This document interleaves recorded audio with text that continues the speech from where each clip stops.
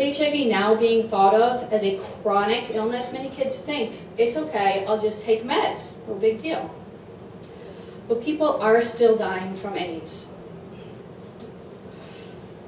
The table to the left is our memory table. It is pictures of all of the clients that have passed in the past 17 years. They were mothers and daughters and sons and brothers and sisters and fathers. They were our friends. Surprisingly, half of them have died in the last 5 years. Good morning, everyone. My name is Chris. I am 29 years old and also HIV positive. I grew up in a middle-class family in Burlington, New Jersey. I had one brother, one sister, both older, making me the baby. My mom was a nurse, my dad was an electrician, and we always had food on the table every day. We went to school every day. It was your typical childhood. At 16, things started to change for me a little bit. I came home from work and found my brother and sister locked away in my sister's room, crying. And I asked them what was up, and they said, "Just go to Dad's. Dad has something to tell you."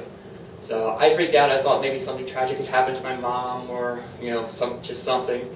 And drove over there. When I arrived, he was sitting down, and he told me that my brother and sister had found pictures underneath my bed.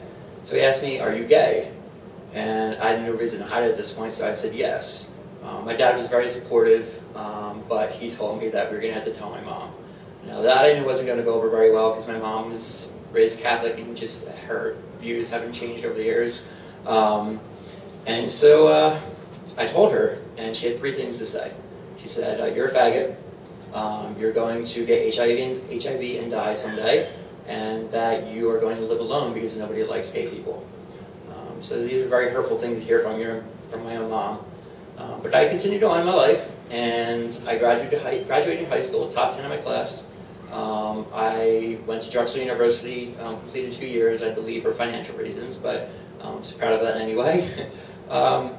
I got a job at a powerful law firm despite not having my degree, and then went on to spend 3 years working for the United Nations as a project manager. These are things I was very proud of, but they didn't really seem to resolve any of the problem I had since our childhood, where I just felt naturally alone. Never quite understood what was going on with that feeling, but there was never any reason for it. I just felt alone. I discovered drugs at the age of 21. I knew about cocaine, I knew about heroin, I knew about crack. These are all the evil drugs we were told to stay away from. But somebody introduced me to something called crystal. And I had no idea what it was, but it wasn't on that list of bad meds, so bad drugs. So I said, why not? I tried it. It took away all the bad feelings I had inside. All the loneliness went away. The pain of dealing with my mom went away. It was just very powerful with me. So I ended up later on meeting another person who invited me over to his house. He said he was HIV positive, but he had drugs. So I was like, okay, sure, come over. He got me high, and he proceeded to ask me, "Do you want to become HIV positive?" And I was like, no. So I'm thinking in my head, what kind of crazy person is this? Maybe I should leave, but no, he still has drugs, let me stay. He proceeded to get me more high, and more high, and more high, until the point came where my inhibitions were so low, I'd say yes to anything. And so when he asked me if I wanted to become HIV positive, I said yes. 3 weeks later, I got really sick. The sickness that I never had in my life before was worse than the flu, and then it suddenly went away. I pretty much knew what that meant. So I went to the doctors to get an HIV test, and was diagnosed as HIV positive on May 17th of 2004. I continued to get high. At this point, I was just, I was just so caught up in the fact that I was HIV positive. I thought nobody was going to love me like my mom said, and it was proving her right.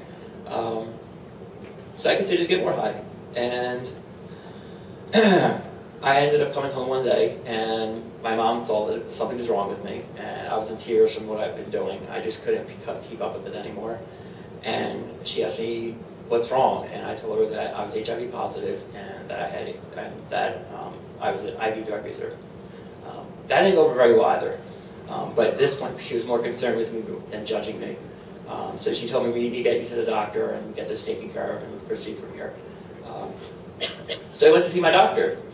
And I just went and had a staph infection on my finger, and I had it all wrapped up, and I figured I'd use that as another excuse to go see the doctor. And I arrived there, and he just wanted to see the infection, so we unwrapped it, and he reached in to touch it without putting gloves on it. And I was like, wait, shouldn't you be wearing some kind of gloves? And he's like, no, that's okay. So he reached in again, I said, no, wait. I was like, I'm also HIV positive. At this point, he rolled back in his chair, threw his arms up in the air and said, I can't help you. There's nothing I can do for you. I just can't help you. You could have infected all those people in the waiting room. You just got to go. Now, he'd been my family doctor since I was about 5 years old. So this was really, left me really distraught. I drove home in tears, told my mom. My mom yelled at him. She stood up for me. But it was clear that I was really alone. Mom was the word in my family as far as talking about the fact that I was HIV positive, even the fact that I was gay at that point. So I was all alone. I was reaching out, but I didn't know where to reach out to. In 2009, I met my friend Harry, and Harry also went through the program, and he said it changed his life. Eric Johnson, I'm sorry. Said it changed his life. So I felt, okay, this is probably a program for me. So I ended up interviewing, was put on the waiting list, and then stuck it out at home, trying to stay sober before it was time to move in. Unfortunately, I wasn't able to. It took me a couple weeks, but I had relapsed, and I was on my way to meeting another bottom. At the point where my life had bottomed out again, I got a call from the Eric Johnson house saying it was time for me to move in. So I arrived there, and that was 6 months ago. I can definitely say the program has started to change my life. Just from the very start, the CASE team has helped me get the mental health medical attention that I needed. I'm bipolar and have ADD, and they've helped me find a doctor, get the medications figured out correctly so that everything's balanced and I feel like a normal person. They also helped me find a proper doctor for my HIV, not my old doctor. So there's a very good IDS in the region. Let's see what else. My self-esteem has been really, really raised since I moved in there. I can look at myself in the mirror and not feel bad about myself. I used to perceive myself as damaged goods, no longer. They've done so much for me just inside and out. I really have a tough time describing it all. One of the things about Eric Johnson House that's really shocked me is that my mom has come there and has cooked dinner for us there, and has totally changed her views, and she accepts me for where I am. She knows I'm positive, she's here to help me. I've never had so much love from my mom as I have recently. My whole family's been behind me, but I have to give credit to Harry, because if Harry hadn't said anything, I never would have moved in there, and my life would be crap right now. So, Harry, could you just stand up just for a second?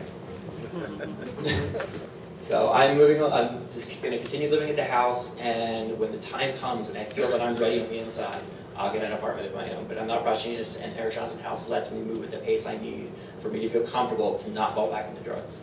So with that, thank you.